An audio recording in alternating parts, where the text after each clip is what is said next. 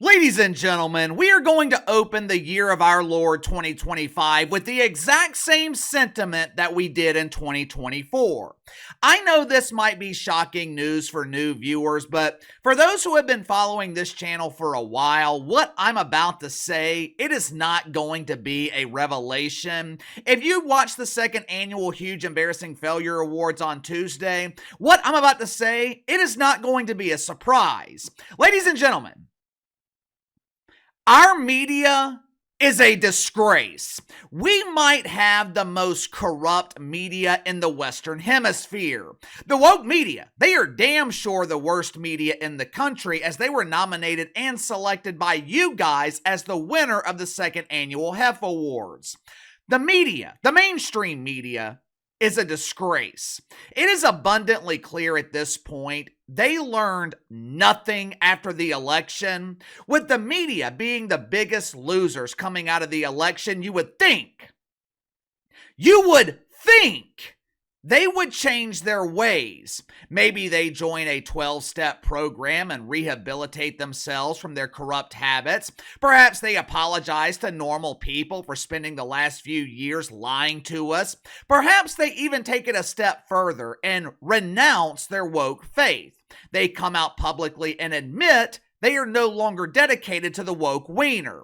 But instead, the media, they seem to be ordering a double dose of the supersized Frank. The media is doubling down on their lies and propaganda. Now, of course, the media is also doing what they do best. They are propagandizing in very subtle ways. They are giving you just enough of the truth, hoping that you won't notice the lie. Here on the channel, we call it the shit sandwich. Hopefully, after years of us pointing it out to you, you're no longer biting into the delicacy of doodle. One of the subtle ways that the media lies to you is through word choice. Word choice matters. It's very important because words have the power to shape perception, and oftentimes, perception is the only thing that matters. Years ago, when YouTube was cracking down on content creators, possibly or even allegedly at the influence of our former fearless leader, Johnny B. Biden, during those times, I had to come up with creative ways to say what I needed to say. It was a pain in the ass, but I had to come up with creative ways to talk about Aunt Fauci and his prized possession. Was it something I enjoyed? No, but it was either that or you guys would never see me again. Thankfully, things are a hell of a lot better here on YouTube, but that was not always the case. But even when Johnny B was trying to intimidate dissenting voices, there were ways I could word things where you guys still got the point.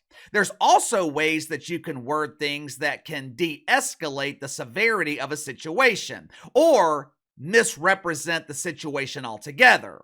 Us men, we tend to be experts at doing this when dealing with our wives or our girlfriends. It's something that almost comes natural to us. For example, Mommy's precious Prescott gets his nose rearranged on the football field, takes a hard hit to the face, and his nose is flowing like the Red Sea for 30 minutes. When Dad gets home to explain the situation to his wife, he doesn't say, "Oh no, our precious Prescott was hit so hard, he's likely to have dementia at 13. Put this kid in a protective bubble. We must keep him safe. No more of that dangerous, barbaric football."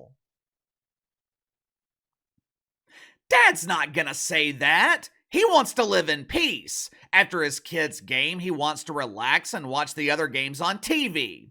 Instead of over-dramatizing the situation, Dad, he comes home and he tells the wife, "You would be so proud of Prescott. He took a mild hit, but he took it like a champ. He took it like a man." "But honey, why is his nose bleeding?" "That damn kid, he won't stop picking his boogers." Word choice matters. In that example I just gave you where Dad is de-escalating the situation when he explains it to Mom, that is exactly what ESPN and the rest of the mainstream media tried to do yesterday when reporting on the terrorist attack in New Orleans. Make sure to like and subscribe. You can follow me on Twitter at KC_BTL84. Link to the second channel in the description below. This morning on the second channel, I finally got around to the firing of Mike Brown in the NBA and how it proves beyond a reasonable doubt NBA players are soft. I know the schedule on the channel has been off the last couple of weeks. I appreciate you guys sticking around as I took a little bit of a break, but going forward, gonna be back to our regular schedule and our regular routine on both channels. When I woke up yesterday morning, the very first story on my news feed was about the attack in New Orleans on New Year's Eve. For those that don't know, 42-year-old Shamsa Dinjabar drove a truck through the French Quarter in New Orleans on New Year's Eve, taking the life of 10 people and injuring dozens of others. I was up for maybe half an hour by the time I realized that this was terror-related. Fox News was reporting that IEDs had been found spread throughout the French Quarter, plus the suspect, he also had an ISIS flag in his truck. Now, I'm no expert. I don't have the credentials of someone like Dan Bongino, who spent years working in the Secret Service, but even this dumbass knew that if an ISIS flag was found in the suspect's vehicle, doesn't take a calculator to solve the equation. I didn't need the assistance of Mina Kimes to help me solve this statistical algebra. But even if I wanted to contract the services of Mina Kimes, I wouldn't be able to rely on her because ESPN, they refused to report the full truth. Headline at ESPN yesterday afternoon, hours after this information had been released to the public. Superdome gets security sweep after truck attack.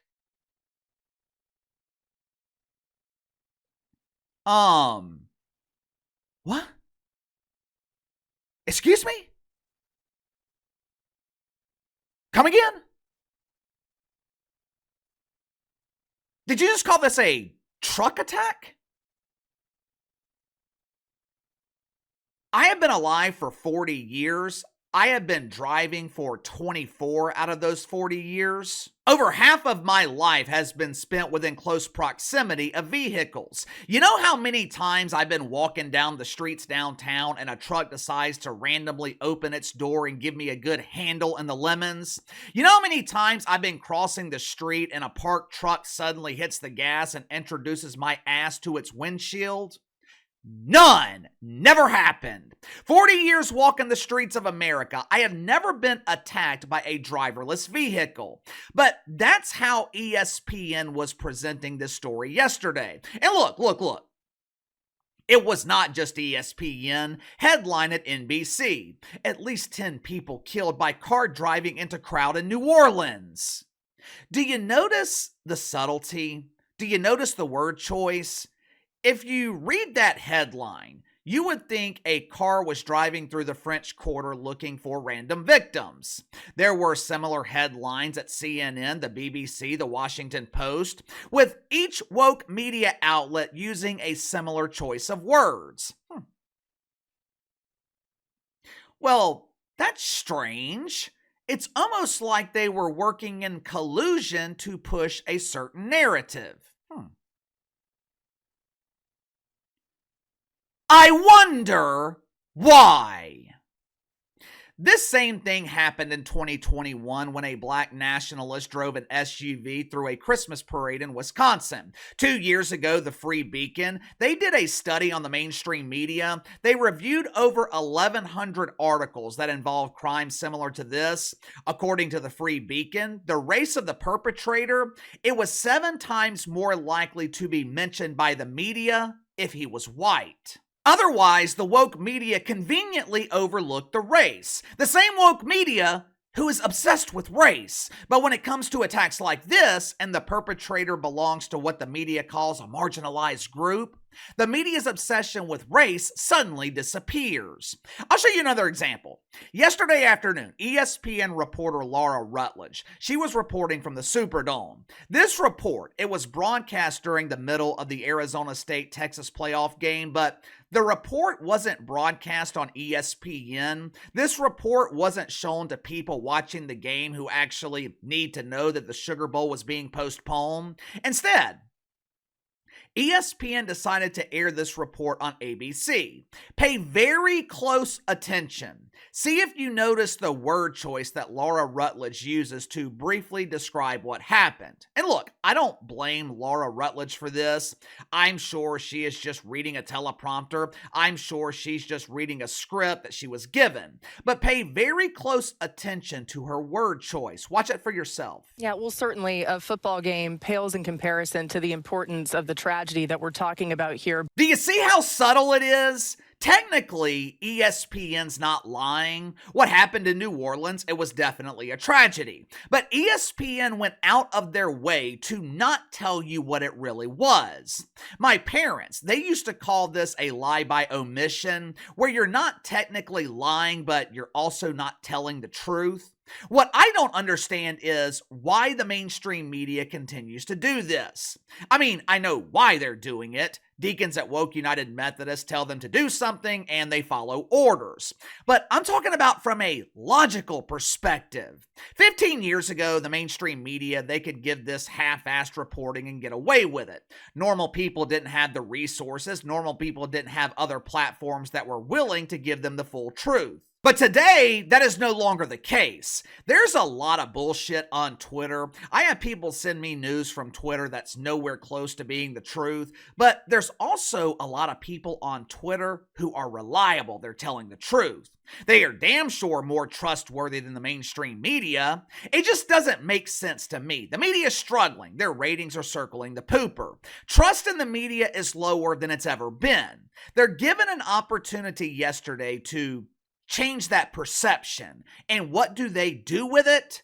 They double down on the bullshit and reinforce why normal people aren't watching them. Doesn't make sense to me, but what the hell do I know? I'm not the captain on the Titanic. If I was, I damn sure wouldn't be doing what the media is doing, which is steering their Titanic directly into the frozen ass of Sasquatch. But give me your thoughts on this. The media conveniently leaves out certain key details when reporting on what happened in New Orleans. Why? It doesn't make sense. Normal people don't trust the media, and this is the reason. Why do they continue to do this? Why do they continue to lie by omission? You tell me. Sound off in the comments below. Best way to contact me is through email, btlkc84@gmail.com. I'll see you guys later.